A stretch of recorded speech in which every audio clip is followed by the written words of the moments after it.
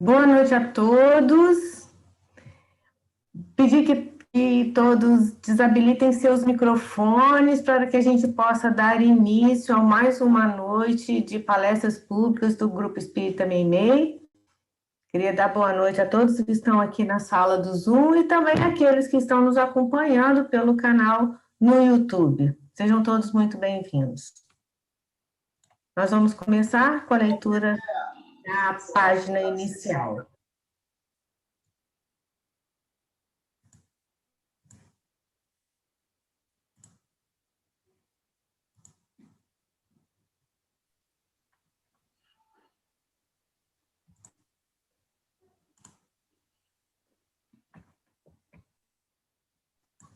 Boa noite, pessoal. A página de hoje é do livro Pão Nosso, Psicografia de Chico, por Emmanuel, e o capítulo é o 23, Não é de todos. E para que sejamos livres de homens dissolutos e maus, porque a fé não é de todos. Paulo, segundo Tessalonicenses, capítulo 3, versículo 2. Dirigindo seus irmãos de Tessalônica, o apóstolo dos gentios rogou-lhes concurso em favor dos trabalhos evangélicos, para que o serviço do Senhor estivesse isento dos homens maus e dissolutos, justificando o apelo com a declaração de que a fé não é de todos. Através das palavras de Paulo, percebe-se-lhe a certeza de que as criaturas perversas se aproximariam dos núcleos de trabalho cristianizante, que a malícia delas poderia causar-lhes prejuízo e que era necessário mobilizar os recursos do espírito contra semelhante influência. O grande convertido, em poucas palavras, gravou a advertência de valor infinito, porque, em verdade, a cor religiosa caracterizará a vestimenta exterior de comunidades inteiras, mas a fé será patrimônio somente daqueles que trabalham sem medir sacrifícios, por instalá-la no santuário do próprio mundo íntimo. A rotulagem de cristianismo será exibida por qualquer pessoa. Todavia, a fé cristã revelar-se-á pura, incondicional e sublime em raros corações. Muita gente deseja assenhorar-se dela, como se fora mera letra de câmbio, enquanto que inúmeros aprendizes do Evangelho a invocam precipitados, qual se fora borboleta erradia. Esquecem-se, porém, de que se as necessidades materiais do corpo reclamam esforço pessoal diário, as necessidades essenciais do espírito nunca serão solucionadas pela expectação inoperante. Qualquer coisa eu olho depois. Admitir a verdade, procurá-la e acreditar nela são atitudes para todos. Contudo, reter a fé viva constitui a realização divina dos que trabalharam, porfiaram e sofreram pela adquirir.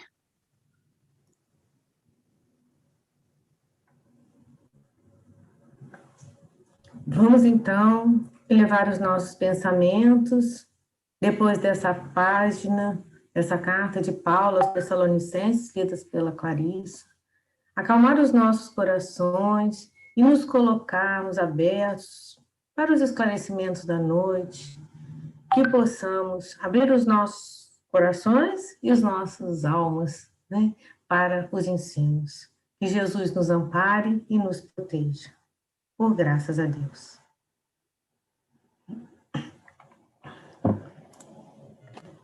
Sejam todos muito bem-vindos, àqueles que eu ainda não dei boa noite. É com muita alegria que hoje nós estamos recebendo aqui, na nossa sala virtual do Grupo Espírita Meimei, o Marcos de Mário. O Marcos, ele é um educador, ele é palestrante espírita, consultor, escritor. Ele reúne, assim, vários atributos, né? Ele é coordenador do Grupo Espírita Seara de Luz, no Rio de Janeiro, na cidade do Rio. Ele é criador e diretor do IBEM Educa, o Instituto Brasileiro de Educação Moral, que é uma organização educacional não governamental, ela não tem fins lucrativos e voltada para a qualificação, capacitação dos educadores, apoio psicológico, trabalho social, enfim, uma implementação de um projeto socioafetivo, a Escola do Sentimento. O IBEM trabalha junto às escolas, às secretarias de educação, professores e pais. Marcos de Mário, ele também é editor do canal Orientação Espírita no YouTube. Ele tem mais de 30 livros publicados nas áreas do espiritismo, da gestão e da educação. Muitos livros digitais para leitoras em e-books, tablet, celular e também outros livros físicos, os impressos. Então, Mário, é com muita alegria e com muita honra que o Grupo Espírita Meimei recebe você aqui na nossa sala hoje. A palavra é sua. Muito obrigado, Márcia. Obrigado a todos os companheiros e companheiras do Meimei. Com muita alegria estou aqui com vocês no formato online para podermos conversar sobre a educação do espírito, o mundo de regeneração, que o Espiritismo nos apresenta tão bem, tão profundamente, numa solicitação de transformação da nossa vida, para que possamos também transformar a humanidade. Que Jesus nos abençoe, que possamos estar assim mergulhados em vibrações de paz e de amor até o final desta nossa live. Para falar da educação do espírito e o mundo de regeneração, nós temos que nos basear em Allan Kardec.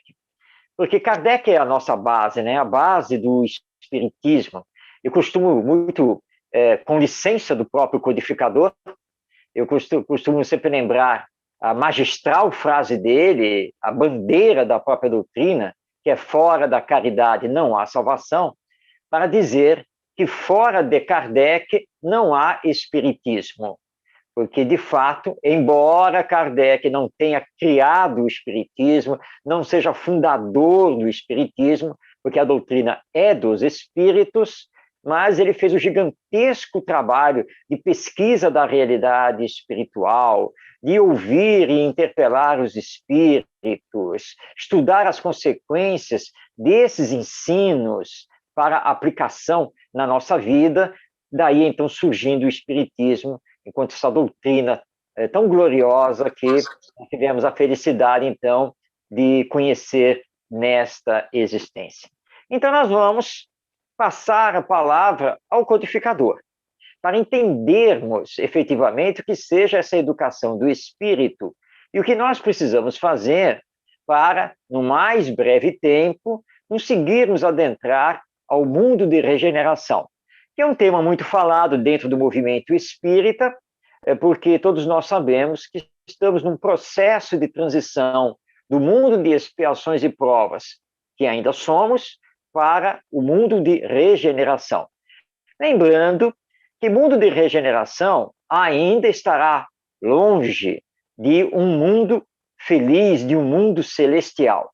Segundo a classificação que nós encontramos no capítulo 3º de O Evangelho segundo o Espiritismo, nós entendemos, então, que o mundo de regeneração é onde o bem vai predominar sobre o mal. Ou seja, o mal continuará existindo, mas não mais o mal hediondo, como nós conhecemos na nossa atualidade, porque haverá, então, a predominância do bem. E a grande questão que nós temos que perguntar é como agilizar essa predominância do bem aqui na Terra. Porque hoje nós estamos envolvidos ainda com o egoísmo, com o orgulho, a prepotência, a vaidade, as paixões, as sensações, e o egoísmo e o orgulho são as duas grandes chagas da humanidade. Então, como acelerar esse processo, esse progresso, para finalmente entrarmos no mundo de regeneração, que não tem data. Ele não tem data porque a lei divina respeita o nosso livre-arbítrio. Mas não estamos simplesmente abandonados e Deus está esperando tomarmos a resolução para irmos para o bem. A lei divina é a lei de progresso, e Deus vai providenciando que seus filhos missionários reencarnem aqui na Terra para nos alavancar nesse campo do bem. As próprias provas e expiações, que muitas vezes nos levam à dor, a dor acaba sendo um instrumento para que possamos também ir ao encontro do amor. Ou seja, tudo vai concorrendo paulatinamente para esse progresso. Mas ao Espiritismo está reservado um trabalho, uma função muito importante nisso, porque o Espiritismo veio revelar a alma imortal, a vida que continua após a morte, a nossa destinação para chegarmos a espíritos perfeitos, e nos entrega Jesus como o guia e modelo. O Espiritismo veio explicar racionalmente a reencarnação, a lei divina, o seu funcionamento. Então, nós espíritas temos plena consciência de todo esse processo e que o Espiritismo tem por finalidade maior realizar o progresso moral da humanidade. E entendemos que para acontecer o progresso moral da humanidade, é preciso antes que aconteça o progresso moral dos indivíduos que formam a humanidade, ou seja, nós. E aí, então, estamos descobrindo, pouco a pouco, que todos nós, basicamente sem exceção, precisamos mudar de profissão. No caso aqui, a profissão moral, porque a nossa atual profissão é encontrar e apontar os defeitos dos outros. Mas a real profissão moral que nós precisamos agora ter é encontrar e apontar os nossos defeitos morais. Porque é muito fácil exigir que os outros se transformem, que os outros sejam melhores, que os outros corrijam seus defeitos, as suas imperfeições, os seus vícios, enquanto nós continuamos a justificar os nossos defeitos, as nossas imperfeições e os nossos vícios. Então, precisamos parar de fiscalizar a vida alheia para fiscalizar a nossa vida. Porque é isso que precisamos realizar. Se eu fizer a minha transformação moral, eu, pela força do exemplo, levarei os outros a fazerem a sua transformação moral. E quando todos fizerem sua transformação moral, automaticamente a coletividade, a chamada humanidade, estará moralmente transformada. Bem, a equação é simples, mas não é tão fácil de ser realizada, de ser colocada em prática. Mas Allan Kardec estudou isso, lá no livro A Gênese, no seu último capítulo, e quando nesse último capítulo ele trata do tema sobre a nova geração. Claro, ele escreveu esse texto lá em 1868, ainda em pleno século XIX. Mas o texto é atualíssimo, tem tudo a ver com os dias de hoje e com o nosso futuro. Vamos então, para o nosso comentário, destacar algumas frases de Kardec, esse texto está lá em A Gênese, sobre a nova geração. Ele inicia dizendo o seguinte: para que os homens sejam felizes sobre a terra, é necessário que ela seja povoada apenas por bons espíritos, encarnados e desencarnados, que apenas queiram o bem. Bom, isso aqui é muito importante. Então, para que nós sejamos o mundo de regeneração, o planeta Terra precisa ser habitado por homens e mulheres que queiram o bem, para que o bem possa predominar. Esse é o grande trabalho educacional que nós precisamos fazer. A começar pelo nosso autoconhecimento e autoeducação, e também pela educação dos outros. Vou lembrar aqui o grande educador Pestalozzi, que foi, em sua época, no início do século XIX, considerado o educador da humanidade. Pestalozzi, que foi um verdadeiro revolucionário da educação, ele dizia que a prioridade da educação precisa ser a formação do caráter, a formação moral do ser humano desde a sua infância. E Pestalozzi tinha razão, e o Espiritismo vem dizer a mesma coisa. Só que o Espiritismo vai nos lembrar que a criança é uma alma imortal, presentemente reencarnada, e que traz consigo ideias inatas e tendências de caráter. Nós ficamos, às vezes, espantados com as ideias inatas das crianças da geração atual, porque a criança com 3 anos de idade, às vezes menos, pega o nosso celular na mão e descobre funções no celular que nós ainda estamos catando e nem sabíamos que o celular fazia aquilo. Ela já sabe mexer no aplicativo, ela já sabe transmitir uma mensagem, nós ficamos espantados. Mas é que o espírito está vindo preparado para isso. Ele já estudou essas tecnologias no mundo espiritual. Ele pode também sentar a um piano e sair tocando, por exemplo, Chopin. De onde que ele trouxe isso? É do seu passado, dos seus aprendizados, das suas experiências. Mas tudo isso nós estamos no campo da intelectualidade, ligado às ideias inatas. Nós precisamos observar as tendências de caráter, porque isso é o mais importante. Por exemplo, nós podemos ter aquela criança que se revela despótica, autoritária, quer mandar em tudo e todos, não tem um pingo de paciência, e assim por diante. Então, são tendências de caráter, que Allan Kardec, com o Espiritismo, nos diz que essas tendências, que são más tendências, precisam ser corrigidas.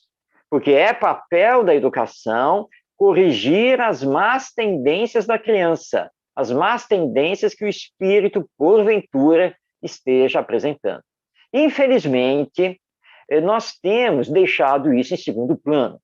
Tanto na família quanto nas escolas atuais, nós temos priorizado o desenvolvimento intelectual, cognitivo, o desenvolvimento da aquisição de conhecimentos, ter diploma, ter alguma formação técnica. Só que isso não significa que a pessoa tenha bom caráter. Então, nós precisamos começar a trabalhar o desenvolvimento moral, o desenvolvimento do senso moral desses espíritos, dessas crianças e desses jovens. Mas Allan Kardec nos lembra que não basta fazer isso de forma teórica, é preciso fazer de forma prática. E para fazer de forma prática, precisamos dar o próprio exemplo. É por isso que muitas vezes os pais se queixam, dizendo assim para nós, parece que, em relação aos meus filhos, parece que tudo que eu falo entra por um ouvido e sai por outro. Parece que eles não ouvem, que eles não escutam. Esse velho ditado, né, de entrar por um ouvido e sair pelo outro, realmente tem a sua razão de ser, porque os filhos não vão se movimentar por causa de discursos ou ameaças dos pais. Eles só vão começar a se transformar, a apreender os ensinos, começar a ter aprendizagem a partir dos exemplos que os pais estão dando. Imaginemos aqui no lar, em que pai e mãe vivem brigando entre si, vivem discutindo entre si, mas que eles não querem que os filhos discutam e brigam entre eles, porque, afinal de contas, eles têm que entender que eles são irmãos. E irmãos não devem brigar entre si. Irmãos devem se dar bem. Irmãos devem brincar juntos. Irmãos devem compartilhar os brinquedos. Bem, a teoria aqui na palavra está muito bonita. Só que esses filhos, todo dia, assistem os pais, que deveriam se amar, brigar entre eles todos os dias. Então, é claro que exigir que eles, enquanto irmãos, não briguem, isso daí entra por um ouvido e sai pelo outro, porque o exemplo dos pais é totalmente o contrário. Por isso que o sermão não dá certo. Por isso que o castigo também não resolve, e muito menos as ameaças, e muito menos ainda qualquer tipo de violência, que, aliás, nós somos totalmente contrários e jamais iríamos referendar qualquer tipo de violência, não apenas em relação às crianças, mas em relação a qualquer pessoa, porque nós precisamos respeitar o nosso semelhante, porque somos irmãos, todos somos filhos de Deus.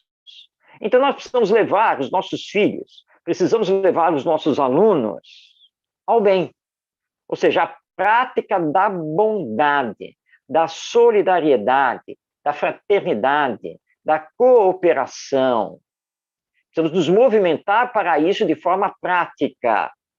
E na evangelização, no centro espírita, não podemos ter aulas apenas teóricas sobre a caridade.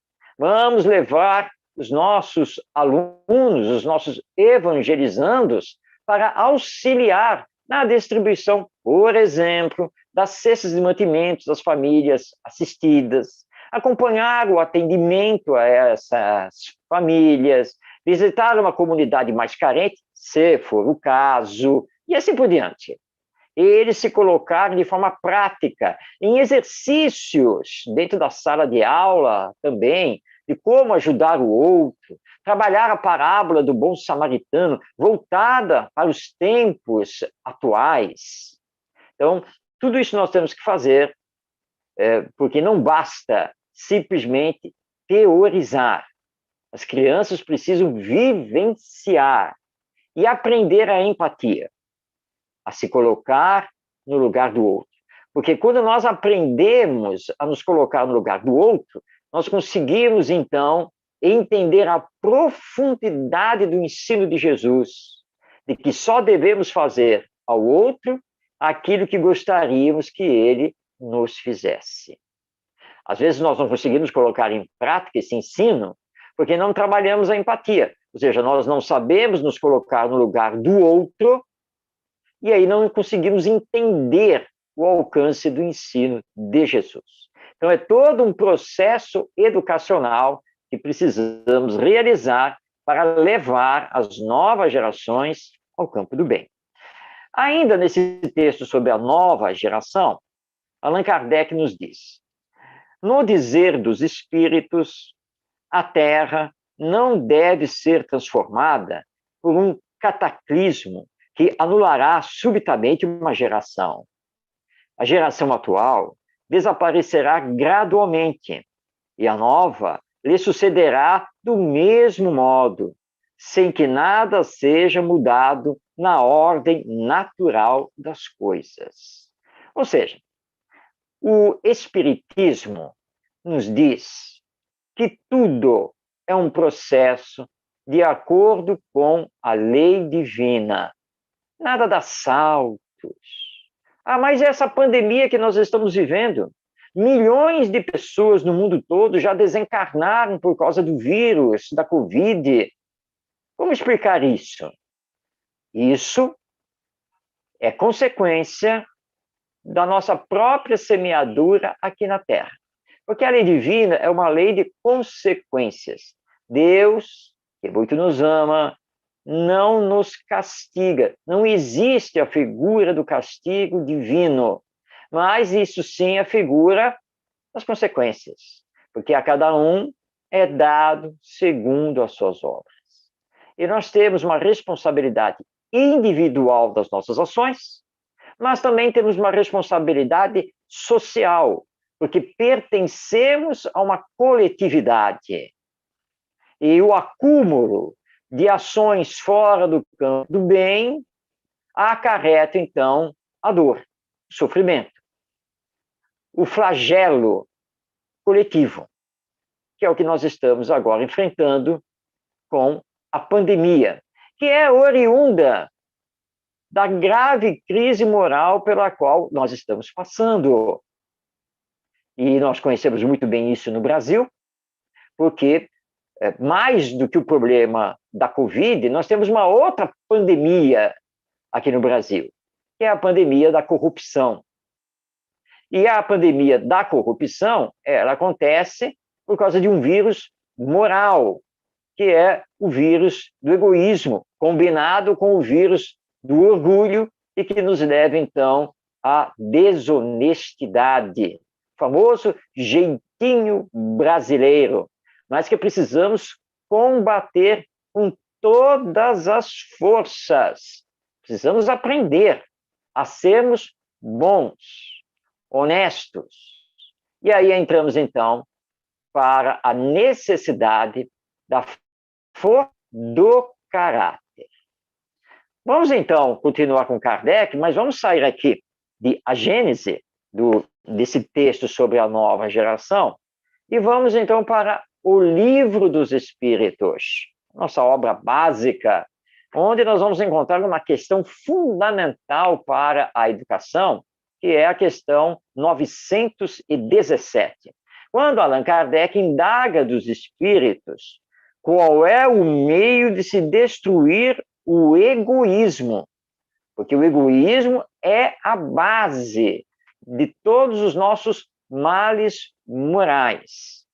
Quem responde a Kardec é o espírito Fénelon, e ele dá uma resposta magistral.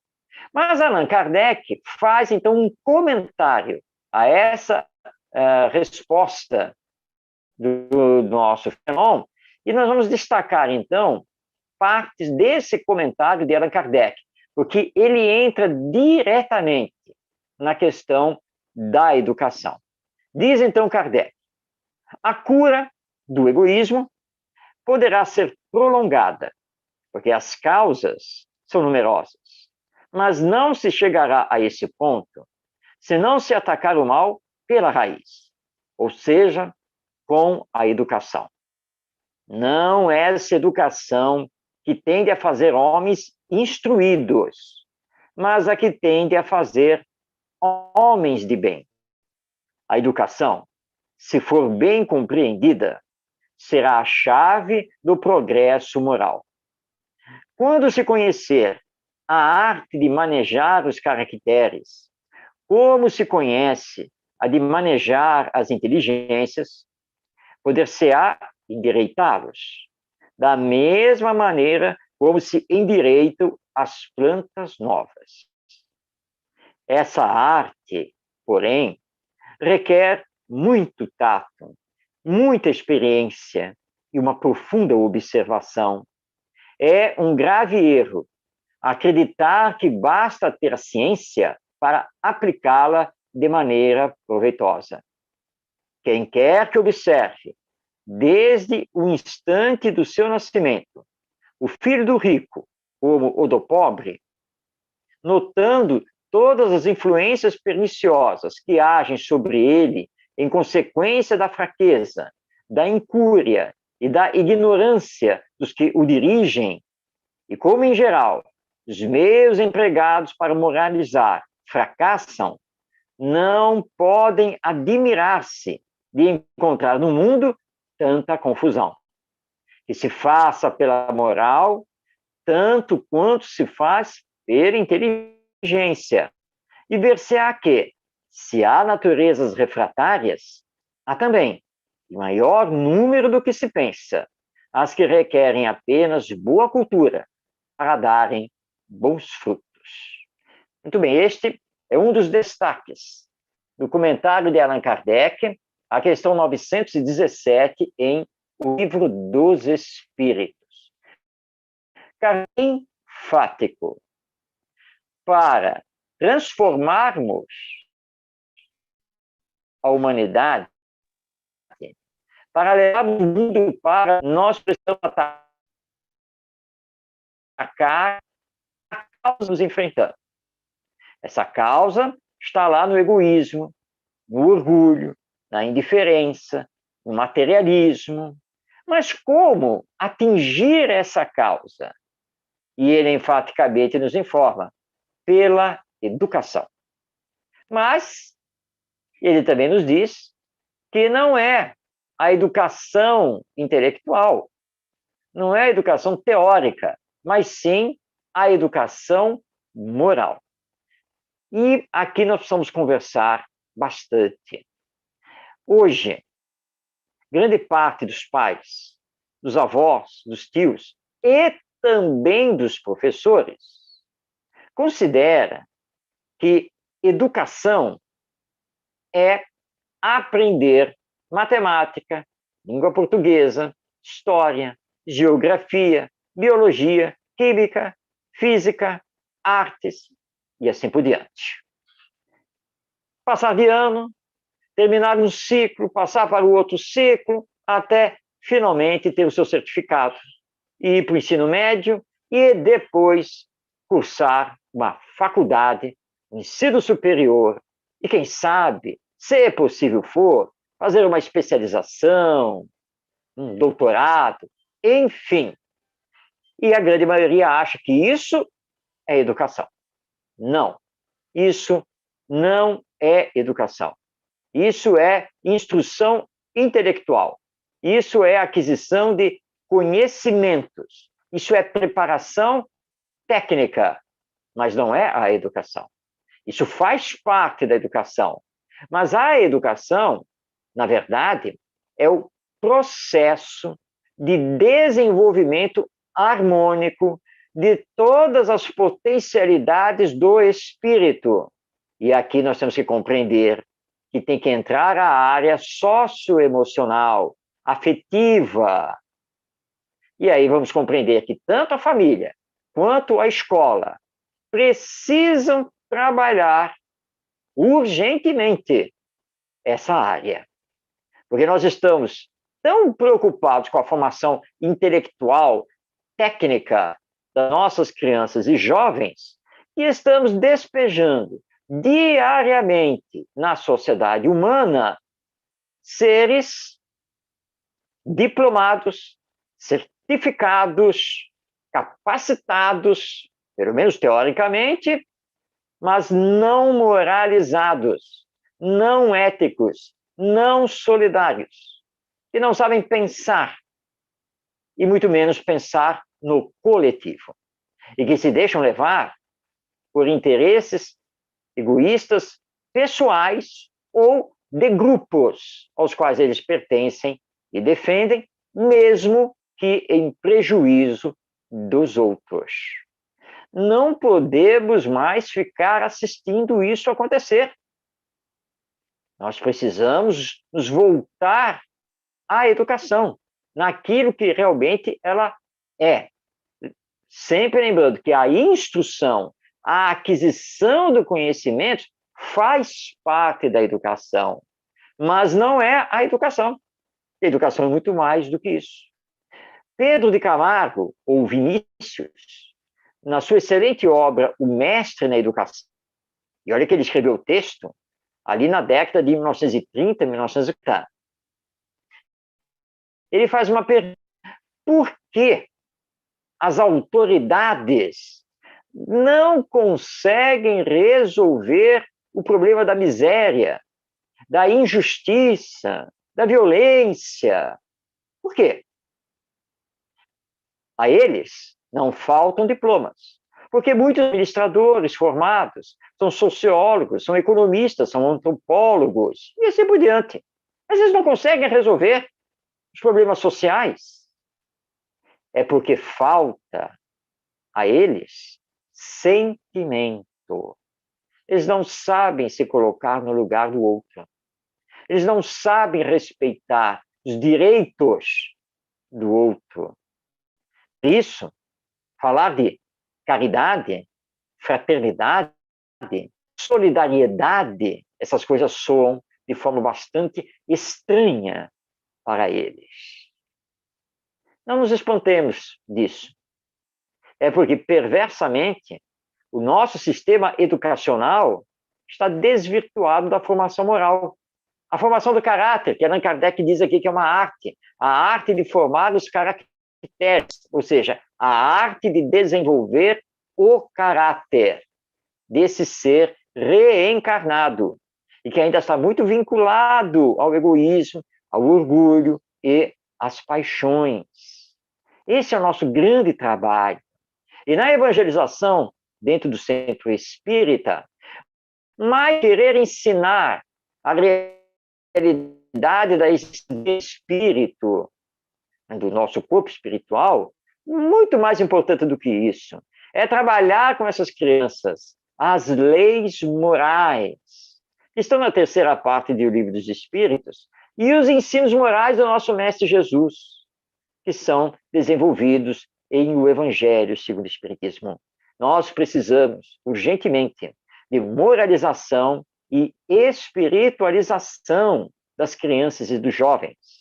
Mas, é claro, para fazer esse trabalho, nós precisamos nos moralizar, nós precisamos nos espiritualizar, fazer a nossa autoeducação, controlar os nossos vícios, controlar as nossas paixões, permitir o desabrochar e o desenvolver das virtudes.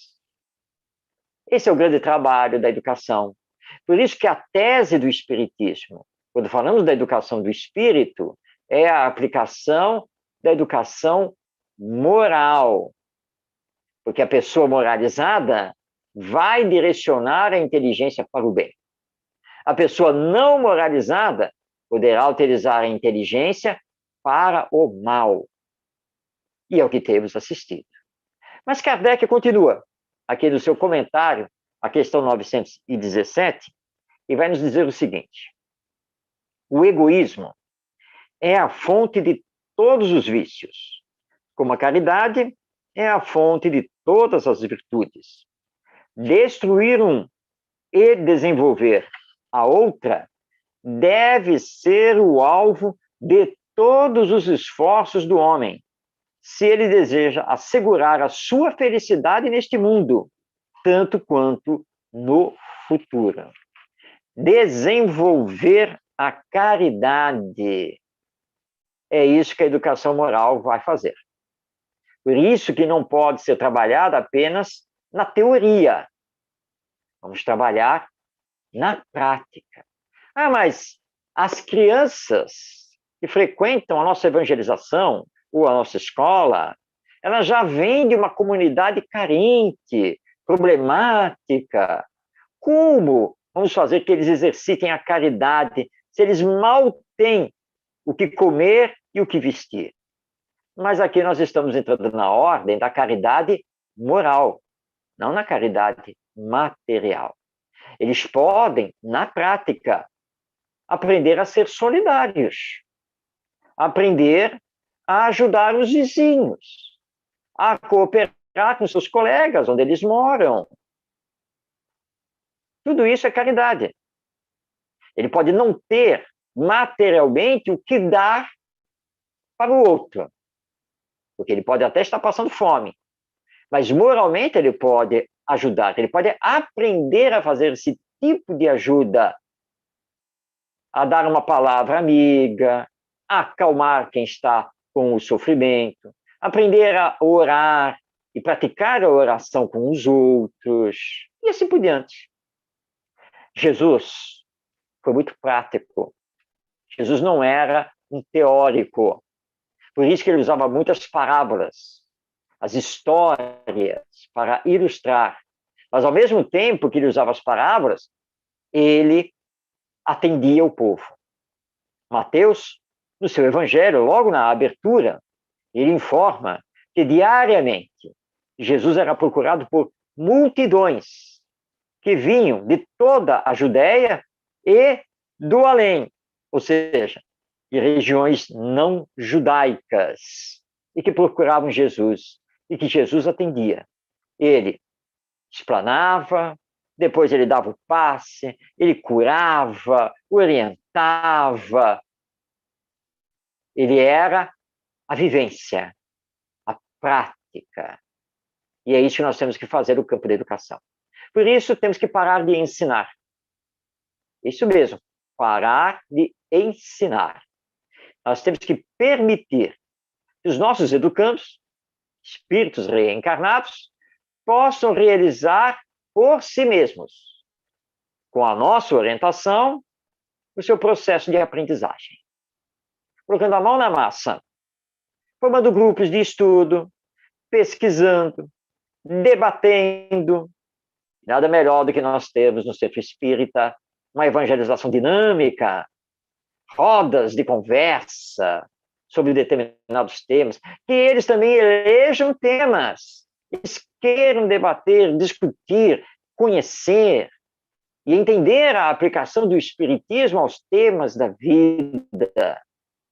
E vamos fazer, então, exercícios práticos, colocá-los em situações problemas ou situações desafio, para que eles, na prática, vejam como é bom ser bom, como é bom fazer o bem, como é bom cooperar, como é bom pensar no bem, e que o amor pode resolver as situações.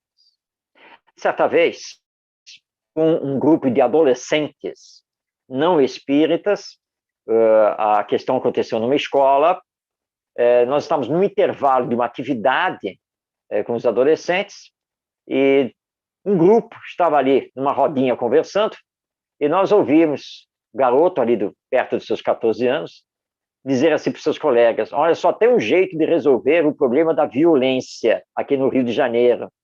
Nós temos que matar todos os bandidos, todos os criminosos, os traficantes, todo esse pessoal. É o único jeito. Aí eu ouvi, entrei na rodinha e fiz uma intervenção. Vem cá. Então, para termos paz aqui na nossa cidade, até no mundo, nós temos que acabar, então, com todos os criminosos, todos os bandidos. E ele, então, referendou: é isso mesmo, tio. Eles só sabem fazer o mal. Temos que acabar com eles, tem que matar todos eles. Ah, tá bom, já entendi a sua filosofia. Vem cá, você vai crescer e, muito provavelmente, você vai se tornar pai. Você vai ter filhos. Digamos que um filho seu, apesar dos seus esforços de bem educá-lo, ele se desvia e vira um bandido, um criminoso, um traficante, enfim. Mas aí não tem problema, né? Eu pego a minha arma, vou atrás dele, mato, para tirá-lo, então, daqui do mundo, e vai ficar tudo bem, certo? Aí, então, ele arregalou os olhos e disse assim: não, tio, aí não, né? Não pode. Mas por que não pode? Ele não virou bandido? Aí sim, tio, mas acontece que ele é meu filho, não é? Certo. E qual é o problema? Você não acabou de dizer que todos os bandidos, todos os criminosos precisam ser mortos? Ó, então não me interessa de quem ele é filho. Por que essa exceção ao seu filho? Ah, tio, o senhor está querendo dar um nó na minha cabeça? Não, eu quero que você lembre de uma coisa. Todo bandido, todo criminoso, todo traficante é filho de alguém, não é mesmo? Ele também tem pais. Não estou aqui discutindo se os pais o abandonaram, se cuidaram bem dele, se não cuidaram, se educaram. Não estou entrando nessa discussão. Só estou lembrando que você está querendo fazer exceção ao seu filho, porque ele é seu filho, mas eles também têm pais, eles também são filhos de outras pessoas. Ah, mais do que isso. Se eu empunhar uma arma e sair matando bandido, ora, eu não estou cometendo assassinatos? E eu não estou sendo um criminoso? Ah, não, tio, não, porque o senhor só está limpando a sociedade. Eles são maus. Sim, mas são seres humanos. Não é? Se é ser humano, ele precisa ser respeitado nos seus direitos, como eu quero que os meus direitos sejam respeitados. Puxa, tio, já não sei mais o que fazer. Calma. Aí, minha gente, aproveitem que essa rodinha e comecem a discutir como solucionar o problema da violência no Rio sem usar a violência. Agora é com vocês. Conversem, discutem, pensem. E assim eles fizeram. Isso acabou envolvendo aquela turma toda de adolescentes para uma ampla discussão, até chegarmos, então, à conclusão da necessidade e da possibilidade de realizarmos a cultura da paz, a mediação pacífica de conflitos, e assim por diante. E da necessidade da solidariedade, da cooperação, de uma conversa entre eles. Partiu um grande programa de estudo, de debate, de despertar as consciências. Esse é o trabalho que nós precisamos fazer. Então, é o trabalho de mostrar que nós podemos, sim, desenvolver as virtudes. E que é desenvolvendo as virtudes que nós combatemos diretamente o egoísmo. E aí vamos entender o amar-vos uns aos outros, que para muitos soa como uma coisa assim totalmente utópica, irrealizável, mas não é. Nós somos irmãos, filhos de Deus. Irmãos precisam se amar. Mas isso também é um processo de aprendizado. E todos nós estamos reencarnados para fazer esse processo. Ou seja, aprendermos a amar o outro do jeito que ele é. Porque nós não temos o direito de exigir que ele seja diferente. Ele é. E ele também vai aprender a nos amar do jeito que nós somos. E todos nós aqui na Terra, presentemente, ainda somos espíritos imperfeitos. Todos nós carregamos defeitos, defeitos de caráter, vícios os mais variados. Todos nós, num grau maior ou num grau menor, somos egoístas, somos orgulhosos, vaidosos, prepotentes, hipócritas, cada um no seu grau. Mas todos nós já temos as virtudes desenvolvidas também num determinado grau. Paciência, por exemplo, bondade, caridade, tolerância, compreensão e assim por diante. Todos nós já desenvolvemos até um certo grau essas virtudes. Pelo processo da educação moral, nós temos então que desenvolver mais. Esse é o trabalho da educação do espírito. Sempre lembrando, todos nós somos espíritos reencarnados. Todos trazemos experiências, aprendizados de outras vidas, somados a também aquilo que aprendemos e vivenciamos no mundo espiritual. Não podemos esquecer disso. Então, nós trazemos as tendências de caráter e as ideias inatas. Se são boas, ótimo. A educação só tem que trabalhar isso e permitir cada vez mais esse desenvolvimento. Não são boas, são más tendências, não é um bom caráter, entra novamente a educação, que tem que combater isso e levar esse espírito a compreender a necessidade do amor e do bem, da caridade e da fraternidade. Esse é o grande trabalho. Porque adquirir conhecimentos, isso não é problema. Hoje nós temos os livros, nós temos a internet, temos um YouTube da vida, um Google e assim por diante. Não é problema, de fato, adquirir conhecimentos.